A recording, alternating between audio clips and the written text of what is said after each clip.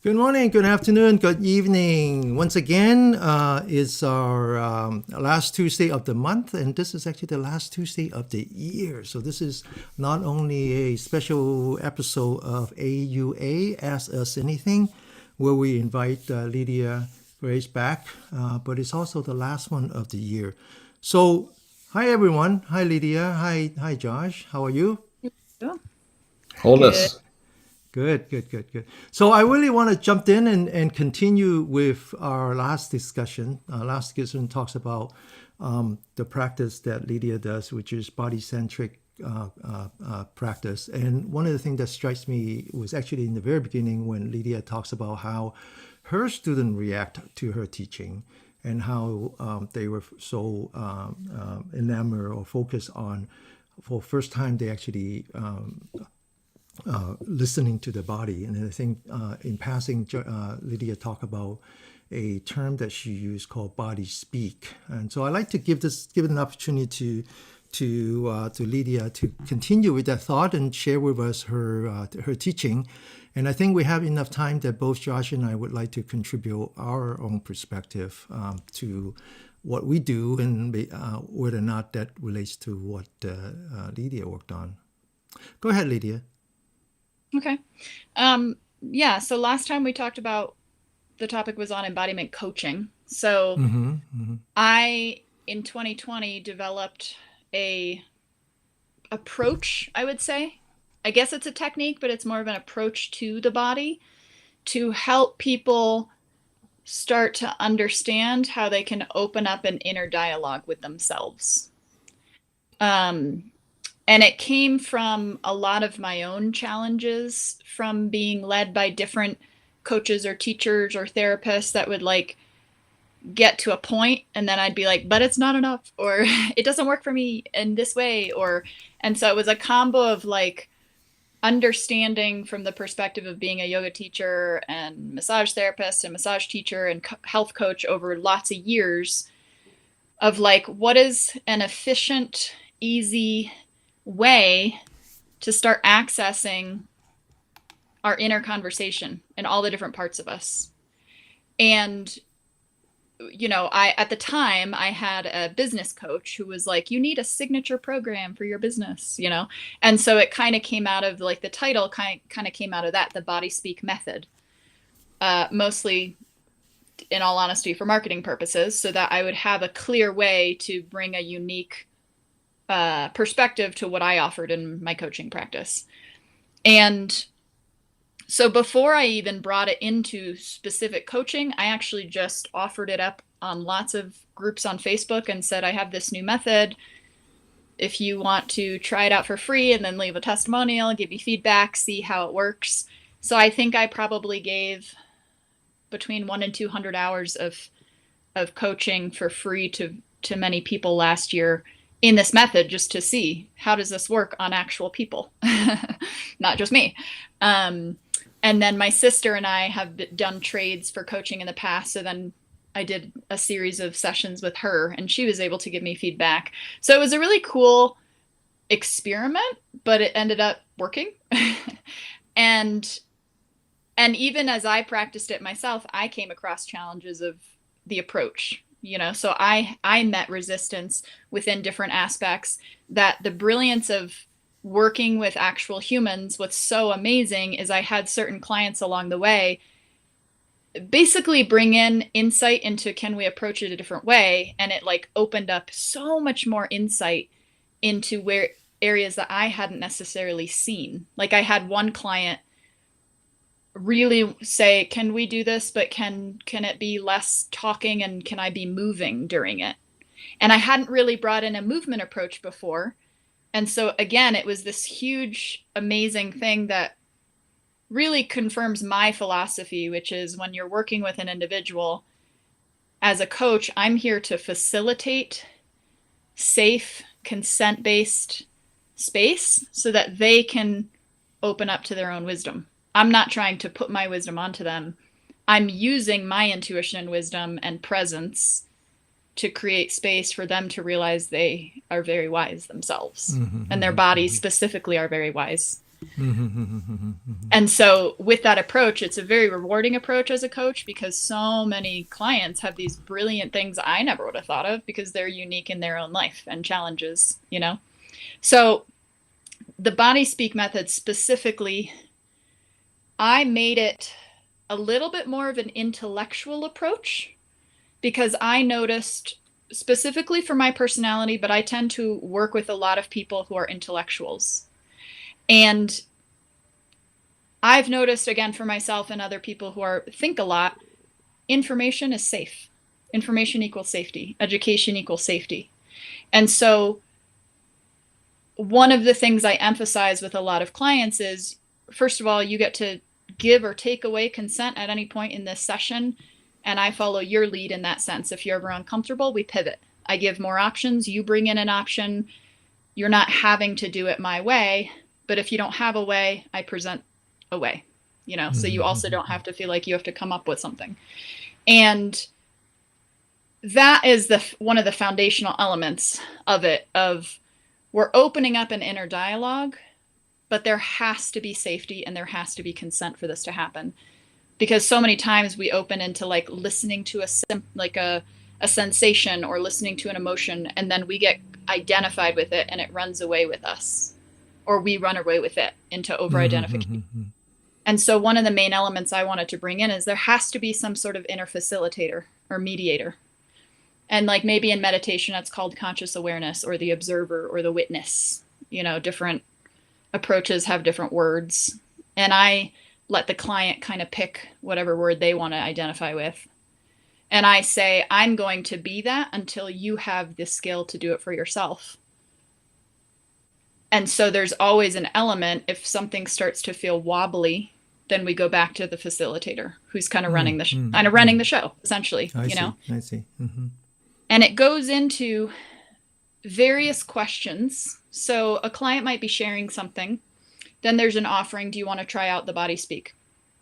They say yes or no. If they say yes, then we go into some sort of grounded practice based on their personality, whether it's movement, breath, visualization, so that they can come into being present and engaged. We set an intention of safety, of consent, of, you know, opening up to any part of their emotions, their energy, their thoughts, their beliefs, their mind that wants to have a say in the conversation. We welcome all parts. And then I basically follow my intuition. I say, you know, you said this earlier in our conversation today. I'm going to bring this topic back up. As I say it in this moment, if you were to feel it somewhere in the body, where would that be? And then it might go into one of two ways. If that part of the body, if you were to describe what was going on, like through sensations, what would that be? Quiets them out of the story. Then I might take it into, if that part of the body, like a lot of people get constriction in the throat, or they feel tears behind their eyes. And I say, if that part, if the tears behind your eyes had a voice and wanted to say something at the round table right now, what would it say? We tend to move towards, and then what does it need from this moment, from you, from this conversation? And then we go back to, so can the facilitator aspect of you meet that need? The other pivot that I can sometimes take is, how old does this part feel? Like, and I just say, whatever comes up, 4, 10, 15. We're not trying to go into memories of the past. We're not trying to go into trauma. We're just allowing their inner child, per se, to come in if needed. And then I say, again, we're not going into the trauma aspect of this. We're just saying, does that 7-year-old want to say something now? Does it have anything? Does it have a need that needs to be met right now from you? And so, again, this brilliant client I worked with, who's an artist, she was like, I like it, but sometimes I feel like I want a little bit more in the body. Can you almost facilitate it where I don't have to answer you right away, but I can be like moving, like off camera? And so we did a session. So it was almost a little more guided on my part, because there wasn't direct answers. And it was one of the most profound experiences she had had. And she was like, I I can't believe it. I came home to myself. I feel it now. I feel my big self with a big S, and I'm not afraid anymore. And I feel like I'm connected, you know? And so it was brilliant for her to bring that in because it made it a little bit less engaged in conversation. And so it almost gave her a chance to be a little bit more in the body. I do the conversation piece because to me, it feels, many of us feel safer in our intellect before we know how to come into the body. And so keeping a little bit of conversation can have there be a sense of, they get to be like, I don't know. And then cool, that's a perfect answer, you know, and we get to allow there to be a sense of permissiveness as there's this kind of co-regulating exploration between me and the other person. And I want to say this is one of many approaches I take to the embodiment coaching. So I had one client where we did it once out of we were working together for 3 months. And it was like she felt a little bit uncomfortable doing it. So I was like, we do not have to go there until you want to go there again. And so it was several sessions before it was interesting to go there again, you know? So it's not something I say every session, we have to do this no matter if you feel comfortable or not. And so that's kind of specific to the body speak. When I was developing this, I did not know that there's actually a trauma modality out there that's very similar called internal family systems. They have more specific names, like they say, I think self with a big S, so I think I took that from them. They call it different parts. I used to say voices, so parts, voices are interchangeable for me, but they say there's parts of you that are protectors, there's parts of you that are managers, there's parts of you that are firefighters, and then there's parts of you that are exiles. So I appreciate that approach. I specifically don't love labels because I think it's up to the receiver to explore what roles they're defining within themselves. But I've been going through trainings in the internal family systems, and it's very interesting and very effective for many people. And it essentially affirms and confirms what I was already on the path to be like, oh, there's been research in this type of approach since like the 80s. Awesome. You know? So yeah, like I said, that's a very specific technique that I've used in certain perspectives with various clients. That doesn't always come in, but it's one way that we've used that has been very effective and sometimes clears up something in moments that surprises both of us, you know, where it's like, oh, my 2-year-old came in and she just wants a hug every night. Like, what? It's that simple? We just have to share a little bit of a hug with ourselves before we go to bed every night? I was thinking about a scene, one of the scene in a movie where it doesn't need to be husband and wife, but it's just like two person and they were having an argument or they were having some difficulty with the relationship. And one person says, you never listened to me. And then the other person says, well, I'm listening now. And that actually get the other person more upset than ever because what the person was looking for was not just that person listened to that person, but that it's the respect that they were looking for. It is that they have something intelligent to say. And so just saying that, well, I'm listening now, what do you got to say? That actually is the worst possible response. So the reason I said that is even though we talk about body speak, embedded in that is that the body actually has a lot of wisdom. And I think that was one of the things that you talk about. Can you elaborate on that? So it's not just that we want to let the body speak to say like, I'm listening now. But it's more like, I really need to learn to respect my body because it actually has a lot to say. Yeah. Yeah. And, you know, one of the ways I talk to clients about just this approach, I say it's one of many. Like this is one way to possibly enter into conversation that has worked for me, but you uniquely get to come and say it's not working for you. And that's great because then that means there's another approach that's better, you know? And the whole entire point of it is to give them access to realize, just like an interpersonal relationship with a family, close friend, partner, it's a relationship dynamic that continues over time. It's a conversation that we're opening into the possibility so that they can keep going with it.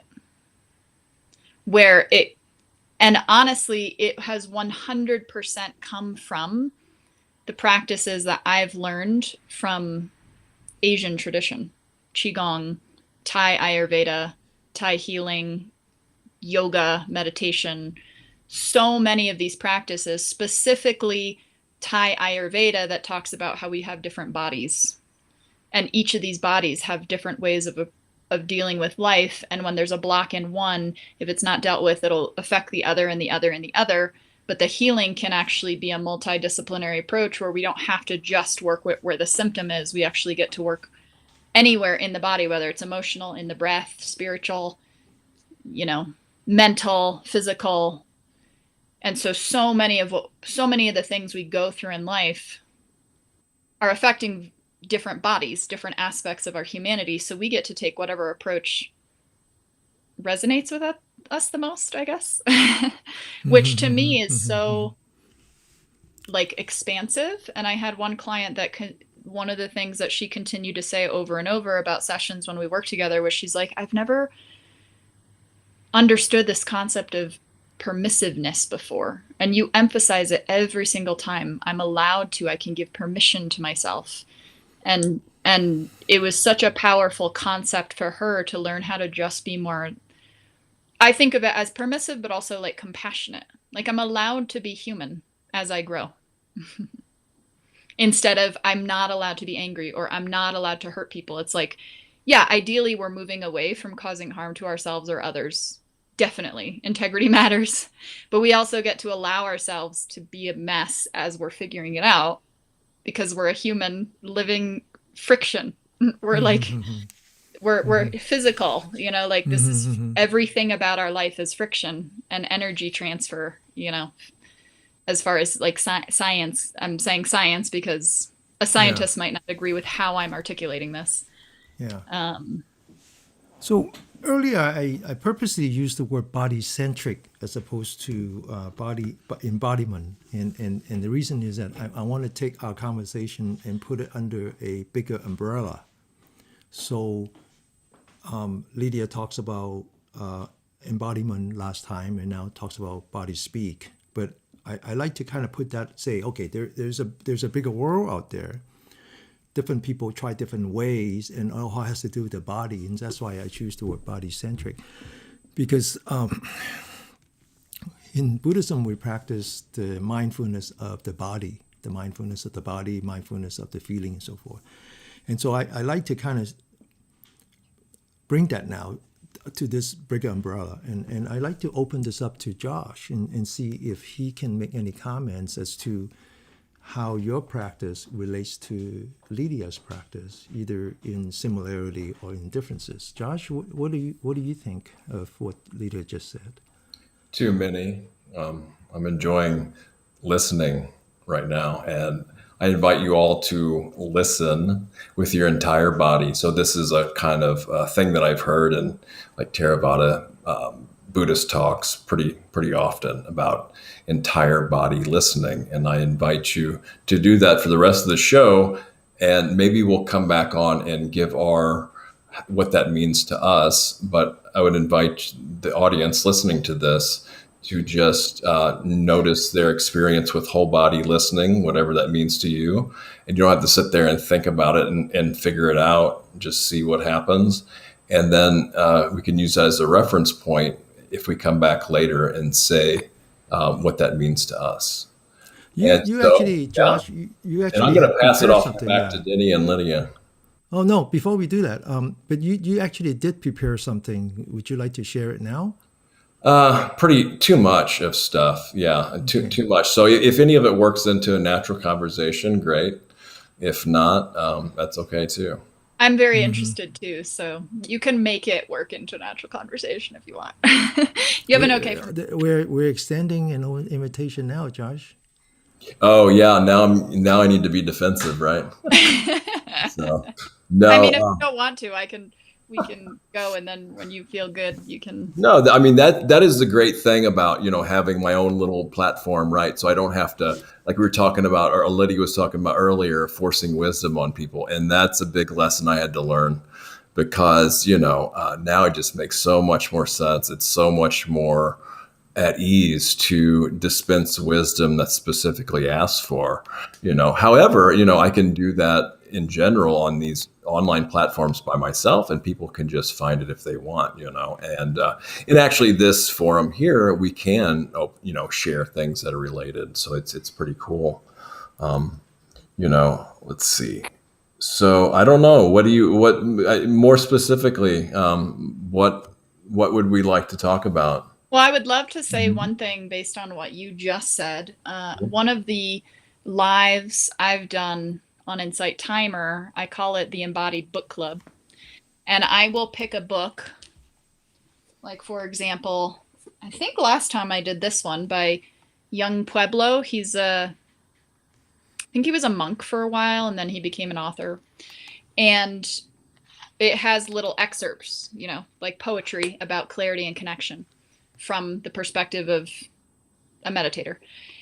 So what I would do is say first, where are you in your body? And then similar to you, like whole body listening, we would start with first listen from your mind. I'm going to read this excerpt. Notice how you feel. We do that. Okay, now listen from the bottoms of your feet. We do that. Did you notice any shift? If you don't notice anything, cool. That's not a problem. You also get to be where you're at. Then listen from your heart space. What shifts?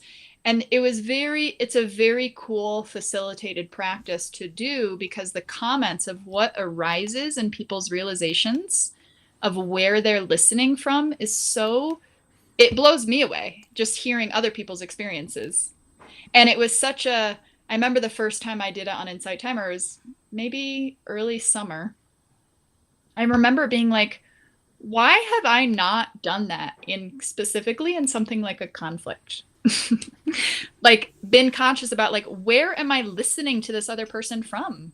I'm listening from defensive, like limbic overwhelm, protective measure, instead of like, okay, I want to come to this conversation with boundaries that match my value system and integrity, but can I also at the same time listen from an open front, or from a relaxed spine, or from a grounded pelvis?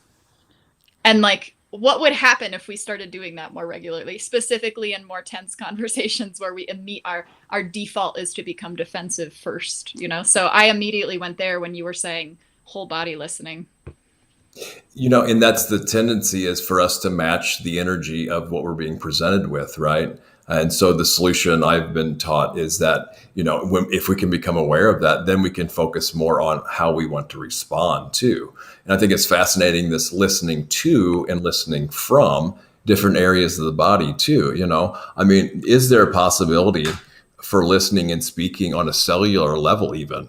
Just think, if all the barriers were out of the way, on a cellular level, this is the human potential perhaps, that, cells are vibrating, right? They're not still either. So if we could, how do we listen? Well, it's reverberations, right? In sound. The cell is reverberating. It's very minute sound if it's audible at all, right? And then there's movement, so we can see movement with our eyes. So that would be internal sight. This is a little woo-woo here, and then feeling, right? So if anything has a vibration, you take it on a gross level, but if you scale it down more and more and more, and the sensitivity becomes more and more acute and able, well, then it would be possible to listen to ourselves, ideally, given the right environment. Now, the other thing is, of course, you get into this, what's it called? Amniotic chamber, where there's complete silence. And so this is, people experience hearing the blood rush through their ears and their heart sounding like a machine gun or a drum. That's how loud it becomes. But anyway, what relevance does this have? This just shows that we're only scratching the surface, and that's okay, right? Just know that there's potential way beyond this, and we start where we're at.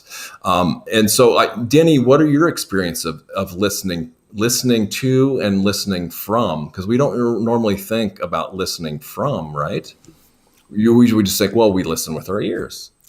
Well, I want to go back to one of the AUA where we talk about physicality versus mentality, or materiality versus spirituality, right? And really, I think we all know what body is. Body is something that we can touch, we can smell, we can see, we can hear, we can taste. This is the body. I think there's some misunderstanding what is the mind, and because and so if we go back to that conversation, the mind can be part of the body, and that would be like the brain, or your analytical power, or your ability to recall memory and all that. That's just part of physicality. Whereas in the Buddhist teaching, or even in some way the Taoist teaching, the mind is something else. The mind is actually beyond this physical body. And this reminds me, this actually, I remember one time our master, our Dharma master, Master Jiru, says, there is no mind. And we kind of, just blew our mind. What does it mean there's no mind? And so what he's talking about is that as human, we really cannot access a mind. What we think is a mind is the effect of a mind. So we really have to understand the mind, which is not something that we're capable of experiencing, or the effect of the mind, which is something that we can experience. So when you talk about listening to the body as opposed to listening to the mind, the question is which mind? Is it the mind that we can actually assess with the body, or is it a mind that is beyond the body, right? This reminds me of when I was a professor teaching mechanical engineering, and once a year we had to teach the introductory. These would be students, not necessarily engineering students. They could be pre-med, or they could be social science, whatever. And one of the things that I need to do is to talk about gravity. And so the little trick that I do is that in the beginning of the class, I stand up, walk to the podium, and I carry with me the thickest book possible. And I just drop it onto the table. It makes a huge sound. And then I look at the class and I said, what is that? And the smart student says, that's gravity. And I said, no, it's not. It's the effect of gravity. No one has ever seen gravity before. Okay, so I absolutely believe in listening to the body. Listening to the body for the purpose of not listening to a mind. But which mind? Which mind? I don't mean to say not listening to a brain, because that wouldn't be right. All right, I'm talking about actually using all our faculty: the eye, the ear, the nose, the tongue, the body, and the brain, to listen to the effect of the spiritual mind, right? So it's different. It's going down the same path as what Lydia is talking about, which is stop listening to the noise and get to know your body, and let the body speak to you because it has a lot of wisdom. I think I understand that. I understand that. Now, this is similar to what we do. We listen to our body like when we're in motion. We try to focus on our hands and our feet. We listen to our body like when we're sitting. We listen to the breath. We do all kinds of exercise to enhance the breath, and doing deep abdominal breathing using the diaphragm, with understanding that the diaphragm actually connects to the entire body through a cellular level, because every cell, every nerve, and every bone, every muscle and organ has a membrane, and the membrane actually conducts both electricities and magnetism. And that flow of electricities and magnetism is what we call qi.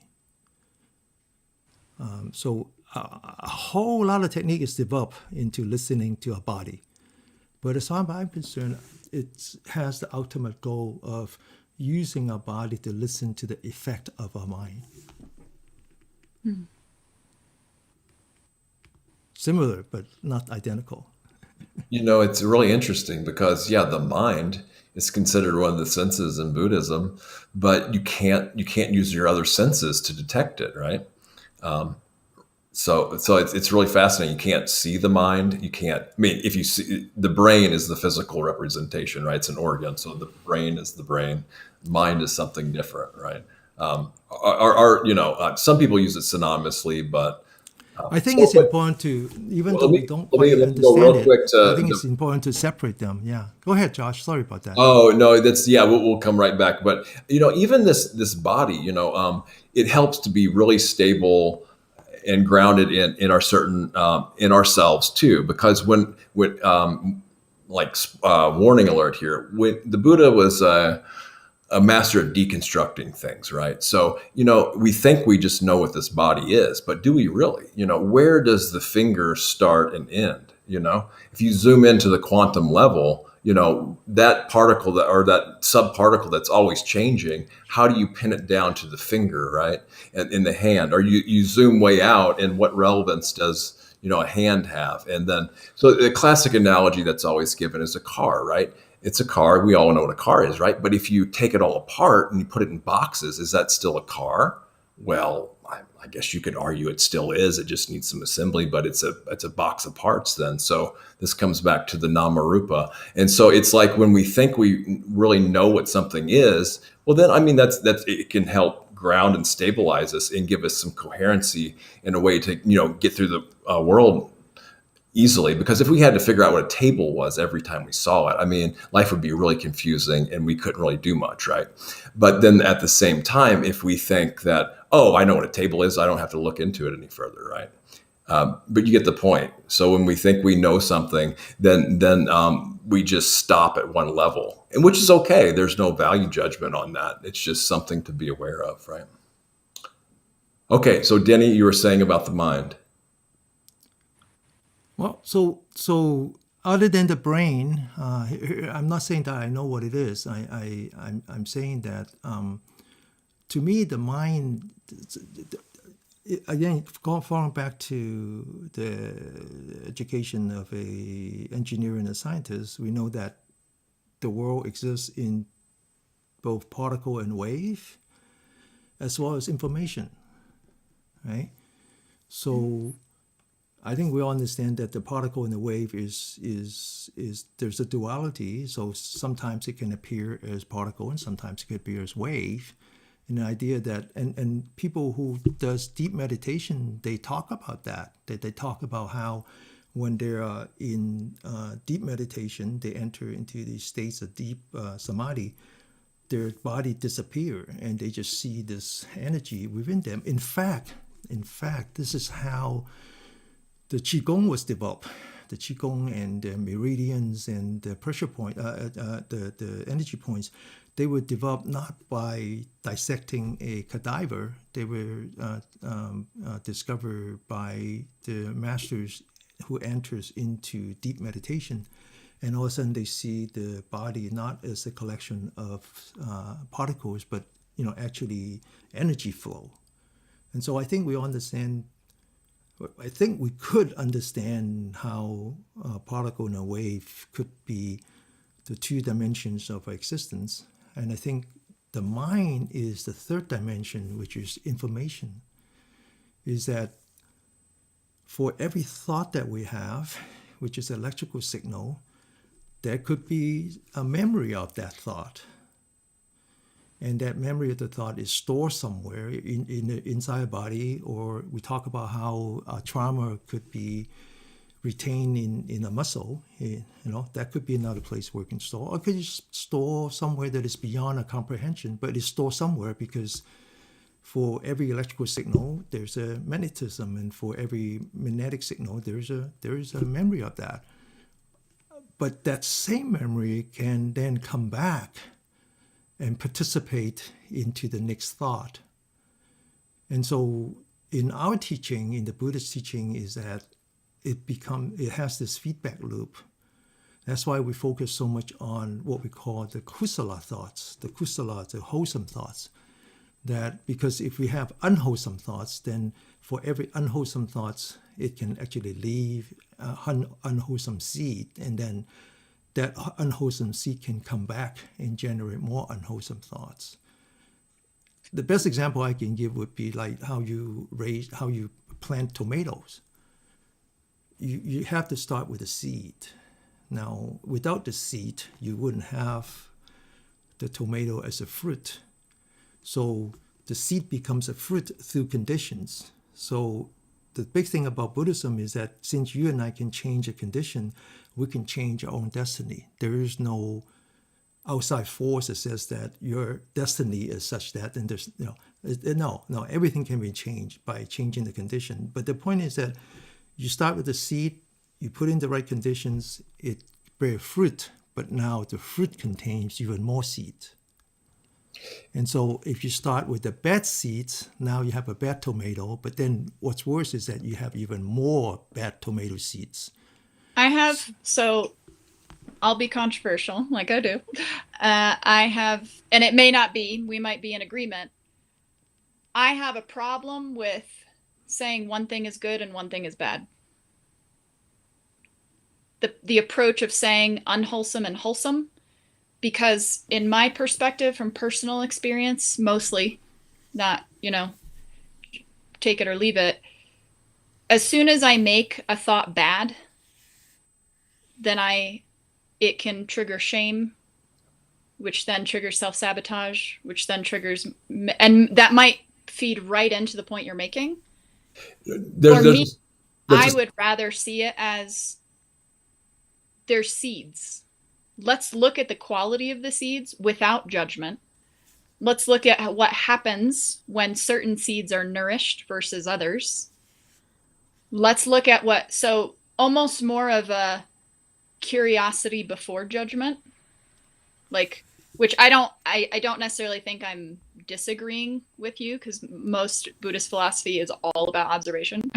It's a semantic. Yeah, it's a semantic. Yeah, I think I'm like arguing the semantics. It's funny, Lydia. No, actually, the whole thing is to miss that, the good and bad. So that's what the wholesome, unwholesome thing was supposed to get away from, the good and bad. It was supposed to be an alternative to good and bad. So you said nourishment. That's the thing. So it's what's wholesome, what nourishes us, what is, skillful. And also it's translates as skillful and unskillful. So it's not good or bad.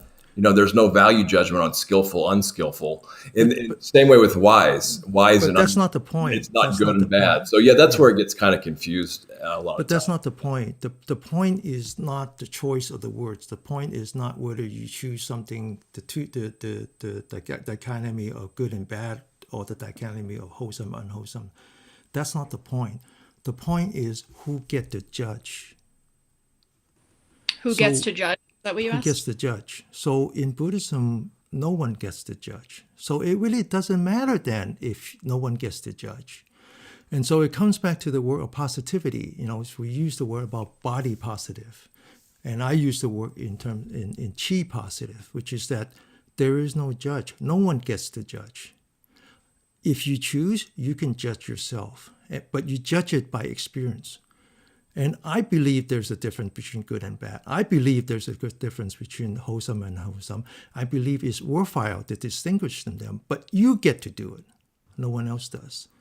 And you get to do it not through your intellect, but through your experience. Right. That's the point. Semantics, and it's all about not value judgments. No, not semantics. See, Westerners tend to just throw that out there as if that was the word that solved all conflicts. No, you're right. No, it's not. We're not talking about differences in semantics. Right. We're talking about something very fundamental than that. So if I could finish, that there is no judge. Yeah. So I'm sorry I have a bad habit of interrupting people. So it's about what's leading towards your long-term happiness and well-being, and what's leading away from that. So I think that's something we can understand and not get hung up on semantics, right? Because if we take those kind of out of context and without that added piece of information, then yes, it can turn into a good-bad value judgment really easily. So I guess rather than immediately disagreeing like I just did, I might as well do what I said, which is be curious before judgment. I judged before being curious. I guess for the question I have out of curiosity is, if you determined one seed is wholesome and one is unwholesome, what are you saying to do with that? Are you doing away with the unwholesome and pushing it away? Are you getting curious about the unwholesome? Are you redirecting your focus to the wholesome? Like what's the point, I guess? Like The point is very simple. what comes from The point is Discover for very, yourself what leads towards your happiness, long-term happiness and well-being, and the long-term happiness and well-being of others. And that we have to know for ourselves. I know this wholesome thing can be a real trigger because of different lifestyles that are popular, or different lifestyles that we have different ideas about, and that's okay. So. I can, my dad, I talk about my dad being a dementia, someone who suffers from dementia. The good news is that he no longer suffers from dementia. He's too weak to even qualify as a dementia patient. He just lie there and he's just, he's self-determining his time, And so my goal now is to give him as much comfort and dignity as I can.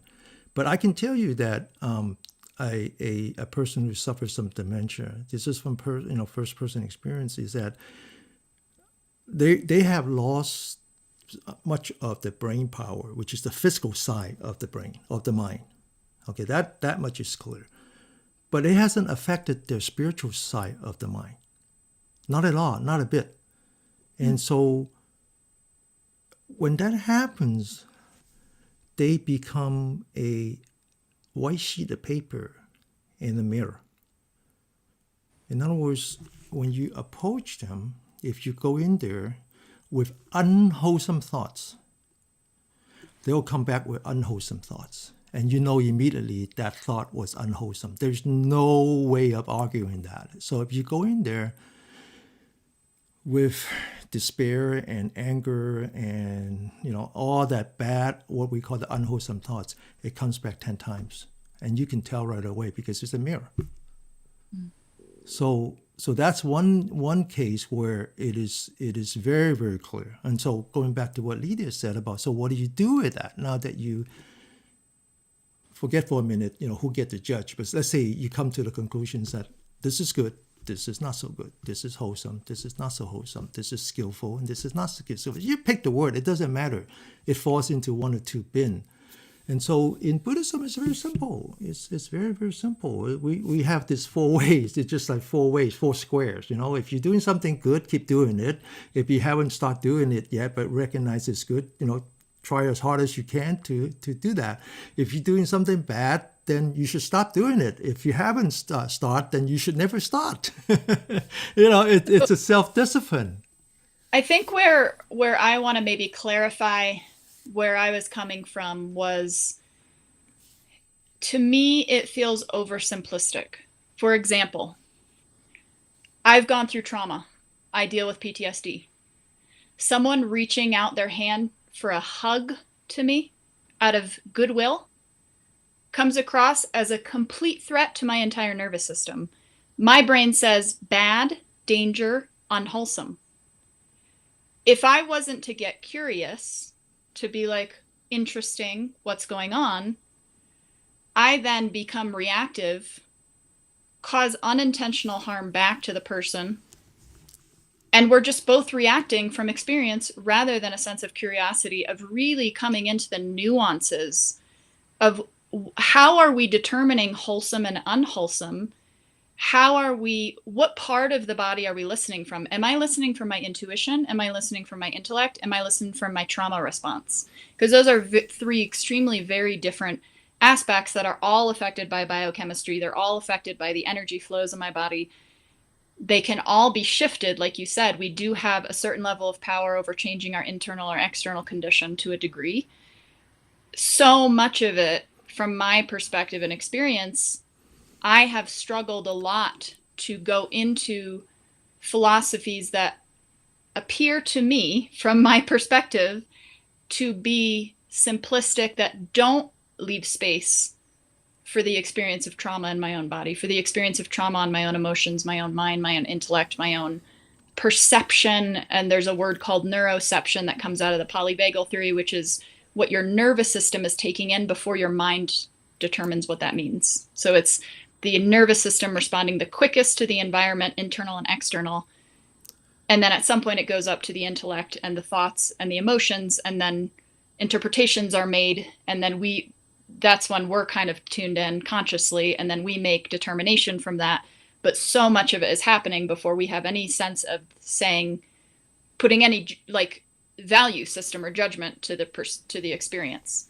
So from the perspective that I'm coming from is, how are we determining what these mean?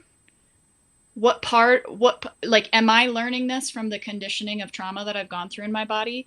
Unwholesome is going to be everything I see around me. The plant is unwholesome. The animal is unwholesome. And I think I want to say I'm so grateful, Denny, for your perspective on dementia, because that feels like I'm getting teary-eyed just thinking about it. It feels like such an amazingly compassionate experience that you spoke to or articulated, because you spoke to how significant deep presence is with people who no longer have some of the same functions that we expect in regular society, you know? And one of my hardest thing to do is to actually convince my mom and my siblings not to hug my father. So when you said that, it really hits a nerve, because a lot of times we have relatives who might be my dad's sisters, and they don't come often. You know, they come out of care, out of caring, and the first thing they do is that, "Do you recognize me? Do you recognize me?" And this is the worst thing you could do to a dementia patient, because a dementia patient suffers from a physical disorder, not a psychological disorder. For one reason or another, parts of the brains are not connecting. And so they are trying to juggle. They're a patient with trauma, with deep trauma, and they're trying to juggle these multiple worlds. They have a world that they remember bits and pieces that could be like his childhood. It could be a world where he was bringing up 3 sons, taking them to kindergarten. And then now he has this new world where he doesn't recognize anyone, but he recognizes them as someone who cares. Mm-hmm. And our survival, he can't put them together. He's not capable of putting them together. And our survival, he cannot force them together. But the people who visit him, whether they understand or not, is that they do things out of their own need, that they want him to recognize them as their sister. And so he keeps saying that, "Do you recognize me? They recognize me." That actually causes pain. And when the first time I recognized that is I was putting my dad to sleep, and I tried to hug him, and he pushed me away. He absolutely pushed me away. Just like you were saying, is that the act of compassion, the act of love, by any definition, turned out to be a personal attack. Mm-hmm. Because he recognized me as a caregiver, but not his son. And he never tried to bring them together. And I crossed the line, and he felt that he was being attacked. And he pushed me away. He puts his cover over his head. He was scared. And so going back to what you said is that someone else might reach out to you thinking that they're doing good, that by their definition is a wholesome, turn out not to be, because it was an unwholesome act to begin with, because they didn't understand your need. They never bothered to listen to you. They never bothered to understand you in terms of your need. Also, though, it could come from their lack of capacity to even know that's a skill to develop. So it's like, Absolutely. We have to have compassion for the compassion of the compassion of the compassion. Absolutely, and absolutely, absolutely. So going back, I absolutely agree with you that sometimes putting into this black and white bin, whatever name you put in, is not just that it oversimplifies the situation, that is actually counterproductive. And there's a quote I came to a realization weeks ago, and I came up with some sort of quote like, it's not just about intention, it's about impact. I feel like there's a lot of conflict between people in the world, and I've been at both ends of the conflict. So I've been the person who has caused the harm and the person who's received the harm. When we have this idea that it came out of good intention, we're setting ourselves up to not have to take responsibility for the impact it may or may not have had on another person. And yes, sometimes in order to not be codependent, the other person gets to have their reaction, their response as a human on their path. However, I think there has to be a little bit of noticing on our end. What was my impact based on my intention? Did they match? Can I make it closer together? Can I make my impact closer to my intention? And I'm noticing a pattern where my impact is constantly coming off as aggressive when my intention is supposed to be gentle. What's the mismatch here? So it encourages, again, curiosity rather than automatic judgment of like, well, it's your issue. I'm sorry that you thought I was mean, versus shit. I want to say that's not my intention, but crap, I see you're feeling awful. Now I want to get curious. What just happened on your end? Like, how are you perceiving me? Without even needing to go across the aisle and say, because you acted poorly, I must be wrong. So we don't have to go straight to the other extreme either. But it's an invitation into curiosity, which I feel like, again, my internal sense, I grew up in a very, again, from my perspective, more dogmatic, conservative household that really taught me black and white binary ways of living that didn't match my personal identity. As an adult, I've really had to work hard at noticing what is the value that I took, what is super like the truth for me that I can really take that's expanding my integrity, and what did not do me service. And instead of, again, automatically judging it, why didn't it do me service? Is there just another approach I need to take to the same truth? Or is it something that I actually disagree with because I see it causes harm to others? So as I've become, like my client said, more permissive of myself, it's totally allowed me to shift my paradigm of what's wholesome, unwholesome, what's good, what's bad, where is my bias when I'm making these judgments? Am I in my fight or flight response, or am I in a calm response when I'm determining a wholesome versus unwholesome? Because again, for me, that totally determines. I'm so quick to say something's bad when I'm in a fight or flight sympathetic response versus when I'm calm. Yeah. And this is so great. And both of you guys speak to this notion of ehi passako. Come and see for yourself.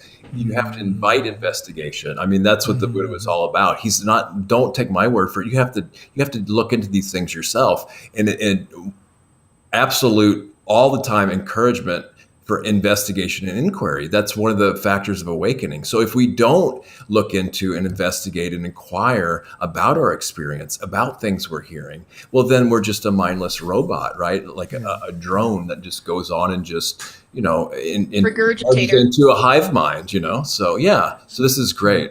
I want to share one more personal story and kind of center around my dad. This time has to do with my mom. But before I do that, I want to bring us back to this conversation that we have about the umbrella, the body-centric spiritual practice. And I think we were to take that, it goes down to embodiment and embodied speak, which is Lydia, talk about, which is what Lydia talked about. And then when I talk about it, I said I distinguish between the spiritual mind versus the materialistic mind. The materialistic mind is the brain, it's part of the body. Whereas the spiritual mind is something that we really cannot see or feel or touch or whatever, but we can get to see and feel and touch the effects of that. And so our practice is really about calming down, slowing down our senses so that we become very sensitive to this body, very sensitive to the breath, so that when these unwholesome thoughts that are deep, very deep into our subconsciousness, when it comes up, it affects our body, affects our breath. And so we know right away that, okay, now I can make a decision to follow that, or I can make a decision not to follow that. It's a choice. And only I get to judge, right? So back to this, now go into the story. And this last, probably I would say most intense was the last 6 to 9 months. But before that, it was building up in terms of taking care of my dad, who was actually at one point still very functional, but a lot of issues. And in comparison, it's actually a lot easier now to take care of my dad than it was before. But anyway, when my dad started to lose his ability and becomes incontinent, then it falls upon my mom and I to clean him. And we were looking for a full-time caregiver, more than one maybe, but things were moving so fast, we just didn't really know what to do at the point. So there was a time when we bear the total responsibility, which is okay. I have time, so I stay over at night. After a while, I just take over an evening, and my mom would take care of the day, and so forth. And one time, it happened, and it was, my mom decided that she wanted to clean it, and she started using bleach, so much bleach that I couldn't even breathe. And I said, Mom, why are you using so much bleach? Don't use so much bleach. It's really bad for you. But I know why, because she really didn't want to deal with that smell. It wasn't just the physical, it's mental. She didn't want to deal with what's in front of her. And she really wanted to get rid of that. And she did it with bleach. But it wasn't the physical that she wanted to get rid of. It's the idea that she wanted to get rid of. So anyway, after a while, we both kind of got used to it. And she was actually becoming more at ease with it. And I said, Mom, you have 9 grandchildren. You raised 3. Changing diapers was easy for you. Why is it so difficult now? And she said, and she's very good. She said, it's different. It's different because I don't want to see it. This is not what I want to see. I don't want to see your father like that. More, I don't want to see myself being like that at one day. I said, that's the difference, Mom. That is the difference. And that's why we practice, because it's your mind that is working. It's your subconscious mind that is working. All that attachment, wanting to be like it was before, all that aversion, reacting negatively, all that comes up through your deep subconsciousness. But you had no way, you didn't take my teaching serious enough to understand that what I've been teaching you is actually develop that sensitivity to your body and your breath, so that when that effect of your mind comes up, you can choose. And she started to understand that. And that's our practice. That's so profound.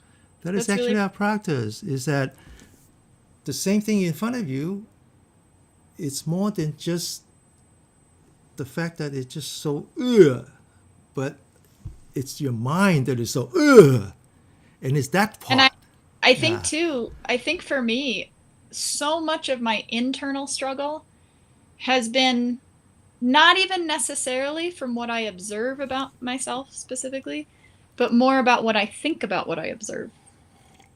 So it's the judgment of the weakness I see in myself, the fact that I am quick, like you, I've been practicing really hard to not interrupt, but I have that same issue, quick to interrupt or try to steamroll a conversation.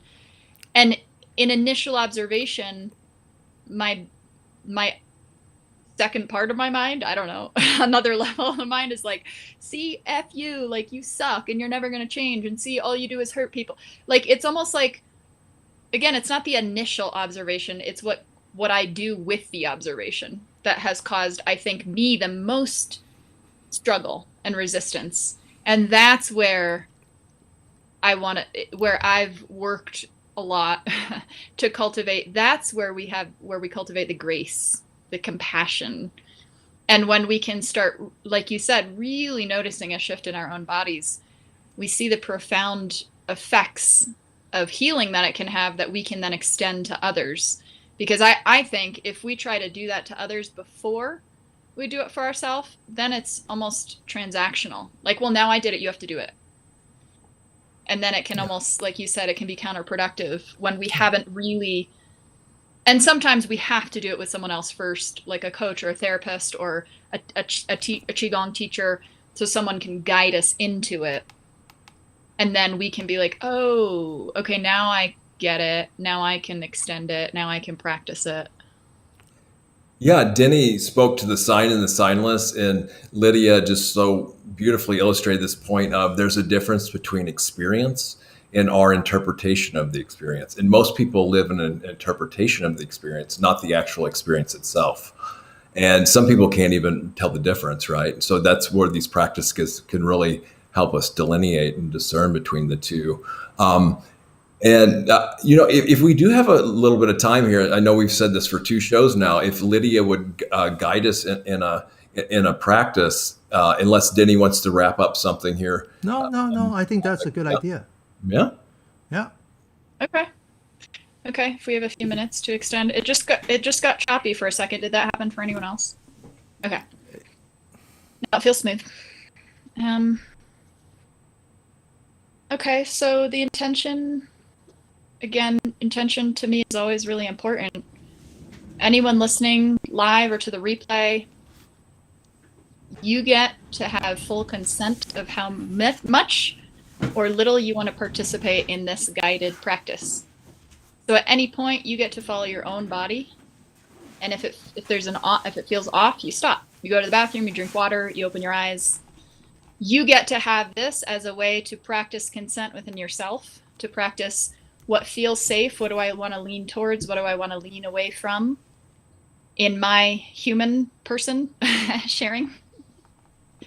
The intention is always safety and consent. So the first thing is find a comfortable spot for your body. You might feel comfortable standing, sitting, lying down.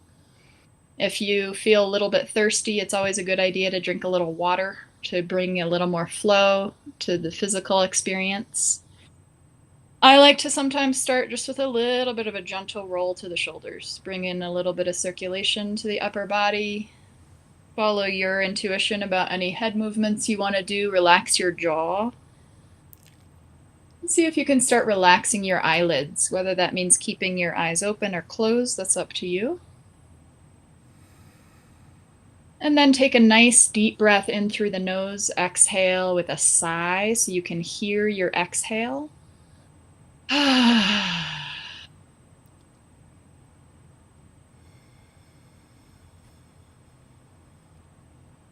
Do that a couple more times where you're breathing in through the nose.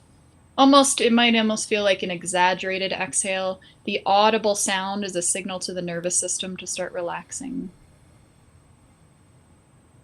Another evidence-based approach is taking your pointer and middle fingers and putting pressure without pain over your eyelids.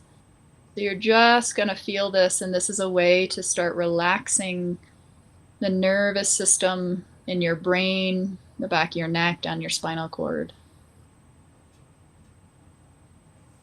Notice how it feels to have your fingers put pressure on your eyelids.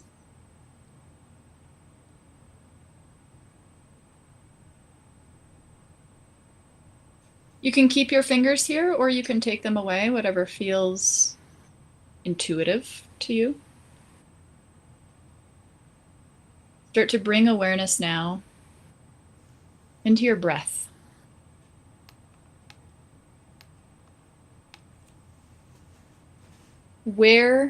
What parts of your body are breathing you right now? Do you feel like your entire torso is moving? Does it feel like just your shoulders and upper body? Do your breaths, inhales and exhales, feel shallow? Do they feel relaxed? Do they feel open, constricted? I'm just throwing out words to give you examples of ways you can start to notice.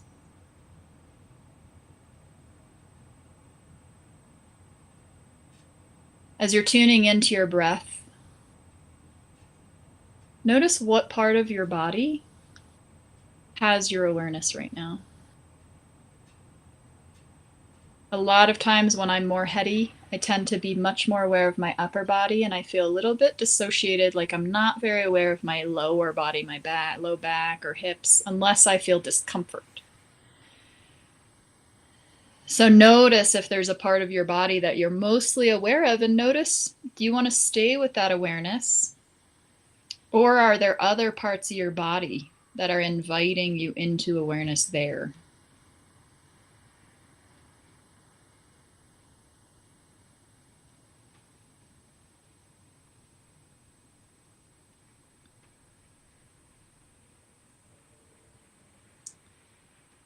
Take a deep breath in through the nose. As you exhale, without thinking about how, relax twice as much.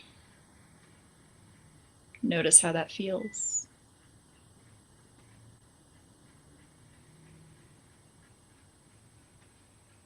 Bring awareness to the center of your heart space. Imagine smiling from the heart.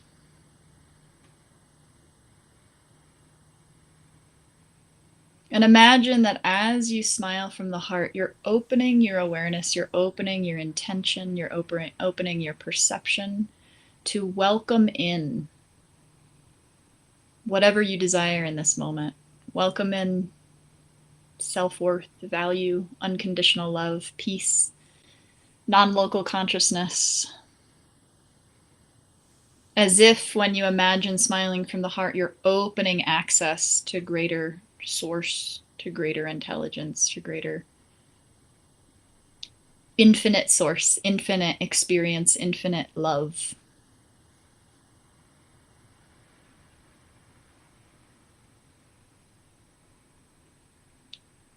If it feels good, you can visualize that now that's almost becoming solid and moving through your whole body with your circulation, as if your heart is pumping it through your whole body all the way to your fingers and toes, underneath your fingernails, in between the webbing of your toes, all the way down your spine to all the nooks and crannies of your body.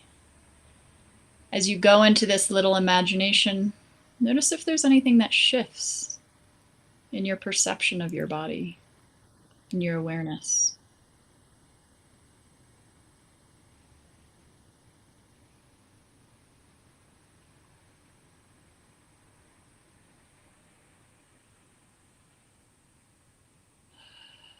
And take the next few moments to be with yourself, to be in this moment.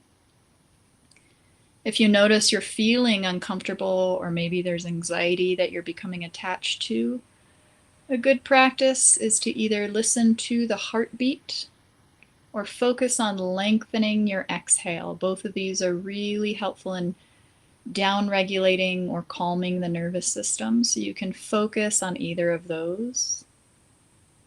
Otherwise, you can allow your awareness to just feel expansive, being present in this moment.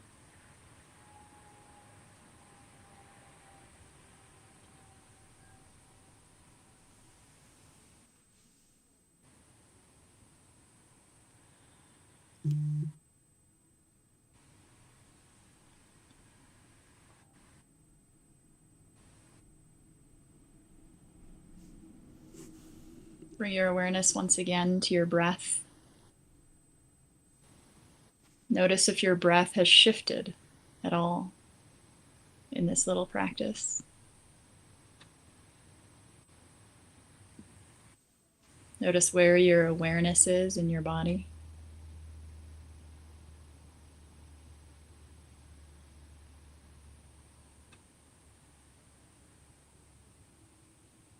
If it feels good, you can give yourself a little more extension of love. You can imagine your hands are an extension of your heart smile. And if there's anywhere on your body that your body wants a little bit of attention or love, you can send your hands to those places so that you have the experience of both giving and receiving.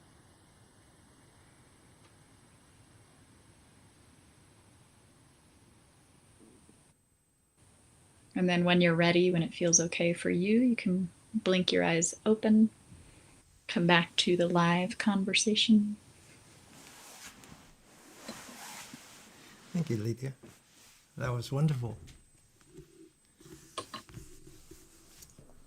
Indeed.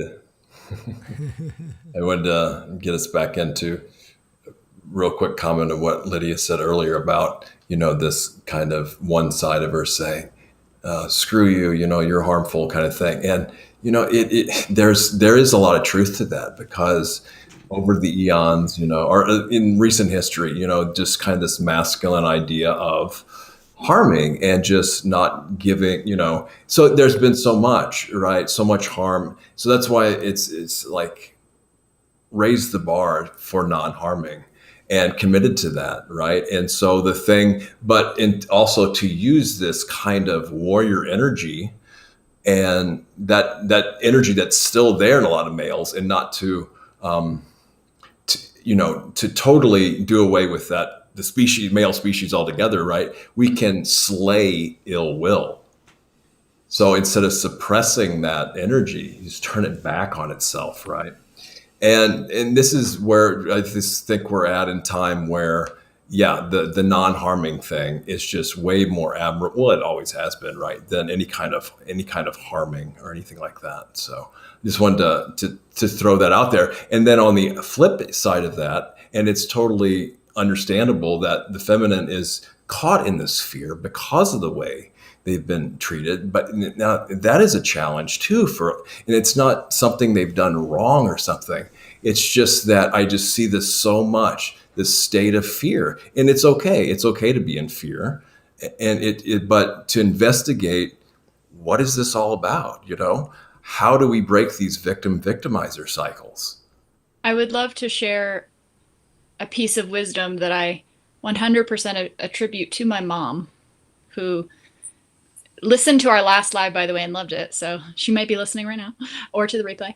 And I was in 9th grade in high school, and I was dealing with like demonic dreams, or that's what my perception of, a lot of fear, a lot like fear when I was awake, fear when I was asleep. And I had never experienced cellular full body fear that couldn't go away before.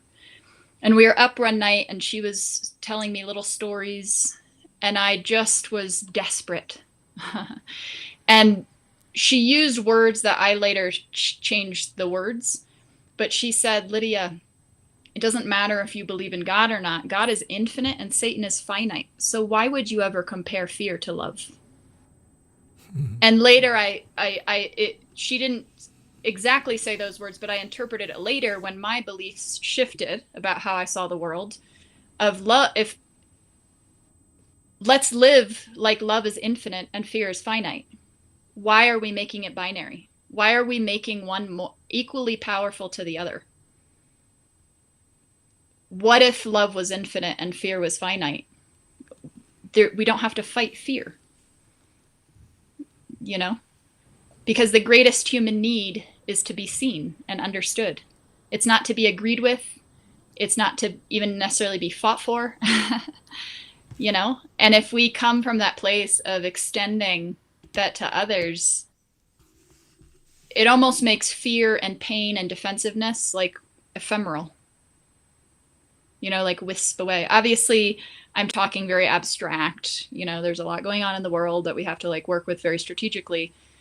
But that has been one of the most powerful concepts I've taken through my life that has always brought me back to connection, And one other thing that she said, she has these moments of brilliance that I'm like, you were a bodhisattva. She wouldn't know what that means, but where I was like, Mom, it was like I was in college 20 years ago or something, and I was like, I don't understand why we're alive as humans. I was in an existential crisis, and I was like, please don't give me a religious answer. Please just give me you in this moment. And she thought about it. She's like, potential. As long as there's potential, there's reason to be alive. And again, it was like, what? Who are you? Oh my goodness. Okay, I'll take that in for the rest of my life. Yeah. Beautiful and wise. That's very nice. Yeah. That's very nice. Well, I think we should wrap this one up. This is wrapped up year 2021, more or less. Weirdly. Thanks again. Yeah, thank you, Lydia. Thank you so much for coming to our AUA and now being such an integral part of it. Well, she's co-host now. Yeah. It's always a fun journey to see where it goes. Yeah, Absolutely, to say the least. And I want to extend an invitation to anyone listening, whether you're in the replay or the live, always ask questions, send comments, because it always makes these conversations even more interesting. So never feel afraid to comment if you're listening through the replay on YouTube, or if you're live, you can also join my circle on Insight Timer Embodied Living and ask questions there. So it's all interactive is great. And that's the thing, right? Bravery encouraged to do so, right? Mm-hmm. Right. Okay. So with that, we'll say goodbye and goodbye to 2021 eventually. Thanks, Lydia. Thank you, Thank you. Josh.